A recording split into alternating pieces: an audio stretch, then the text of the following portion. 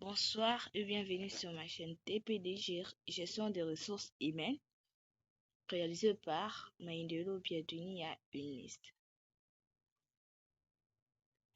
Introduction. Nous allons vous parler aujourd'hui du modèle de gestion des ressources humaines, GRH, proposé par Jean Nizet et François Puchon. Ces modèles sont très utiles pour comprendre comment les entreprises organisent et gèrent les ressources humaines. Ces auteurs proposent une approche systémique de la GRH, c'est-à-dire qu'ils voient la GRH comme un ensemble cohérent d'éléments interconnectés influencés par des logiques internes et externes à l'entreprise. Les idées principales de Nizet et Pichot.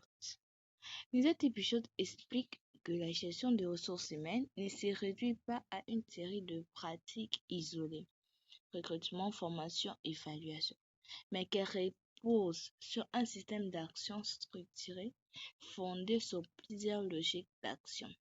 Ces logiques orientent le choix, les pratiques et les relations sociales dans l'entreprise. Il insiste aussi sur deux notions fondamentales. Un, c'est la cohérence interne. C'est quoi la cohérence interne? La cohérence interne, c'est les différentes pratiques de ressources humaines doivent être cohérentes entre elles. Par exemple, la politique de rémunération doit être en accord avec les critères d'évaluation du personnel. C'est quoi la cohérence externe? La cohérence externe, c'est les pratiques de ressources humaines doivent aussi s'adapter à l'environnement externe de l'entreprise, marché du travail, réglementation, stratégie de l'entreprise, culture locale, etc. Les logiques d'action selon Nizet et Pichot.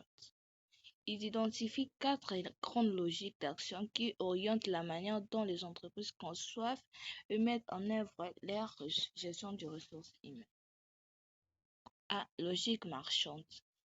Logique marchande, c'est l'objectif principal qui veut dire l'efficacité économique, rentabilité, compétitivité. Ces acteurs clés sont la direction, clients et les investisseurs. Caractéristiques, la gestion du personnel est conçue comme un moyen d'optimiser les coûts et de maximiser les profits. Exemple, externalisation de certains services pour réduire les coûts. Par exemple, le nettoyage sécuritaire.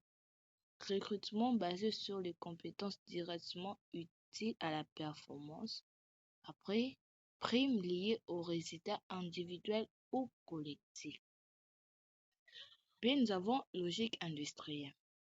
La logique industrielle, son objectif principal, c'est l'efficacité technique et organisationnelle, qualité de processus. Ces acteurs clés, encadrement technique, ingénieur, technicien. Caractéristiques, importance des normes, procédures, standardisation. Exemple, formation intensive des procédures de travail. Évaluation basée sur le respect des standards de qualité. Mise en place d'indicateurs de performance très techniques. C'est logique domestique. Logique domestique, son objectif principal, c'est loyauté, relations interpersonnelles, ancienneté. Son acteur clé fondateur, dirigeant, historique, salarié ancien. Caractéristiques, la GRH repose sur des relations de confiance, une vision paternaliste ou familiale. Exemple, promotion basée sur l'ancienneté plutôt que sur la performance. Fort attachement à la culture d'entreprise et à ses traditions. Aide sociale ou soutien aux employés en difficulté. Et nous avons la logique civique. C'est quoi la logique civique? Soit son objectif principal, c'est l'équité, justice sociale, respect de droits collectifs. Son inclut syndicats, représentants du personnel, autorités publiques. Caractéristiques, La gestion des ressources humaines respecte des normes collectives et légales, avec une forte implication des instances représentatives. Exemple, négociation collective du salaire, recrutement équitable et transparent, politique d'inclusion et de diversité. Après, nous avons la cohérence interne et externe dans le modèle. On commence par la cohérence interne. La cohérence interne, c'est quoi? Qu'entendez-vous par cohérence interne? C'est la logique de compatibilité entre les différentes pratiques de la gestion des ressources humaines. Par exemple, si une entreprise adopte une politique de performance individuelle, elle doit aussi avoir des systèmes d'évaluation individuelle, de primes au mérite et non au système d'avancement basé sur l'ancienneté, ce qui relèvera de la logique domestique. Une incohérence interne peut créer de la confusion et du mécontentement chez les salariés. Après, nous avons la cohérence externe. Qu'est-ce que signifie la cohérence externe? Cela signifie que la gestion des ressources humaines doit être alignée avec le contexte externe. Par exemple, marché, secteur d'activité, culture locale, stratégie de l'entreprise, loi, etc. Par exemple, une entreprise technologique évolue dans un environnement très concurrentiel et innovant adoptera plutôt une logique marchande et industrielle, car elle a besoin d'efficacité, de flexibilité, de compétences pointues. Exemple synthétique d'une entreprise fictive. Pour avoir l'idée de tout ce que je viens de dire, imaginez une entreprise familiale de textile.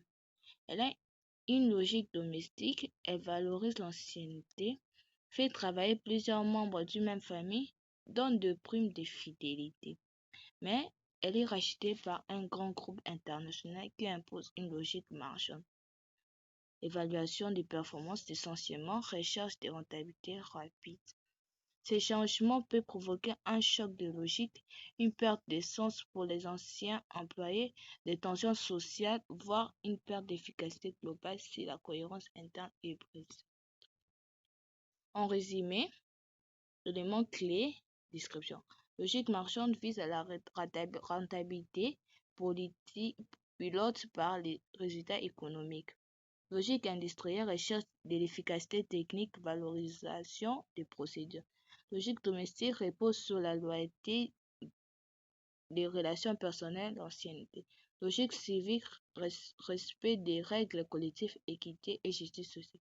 Cohérence interne, harmonisation des pratiques ressources humaines entre elles. Cohérence externe, alignement avec l'environnement et les objectifs globaux. Pour clore, regarde le petit schéma, le petit illustration pour mieux comprendre logique marchande, objectif efficacité, hauteur, profit, logistique domestique, cohérence interne, logique, industrie, logique civique et cohérence interne. Merci de m'avoir attendu. Si vous avez des questions, n'hésitez pas à me les poser.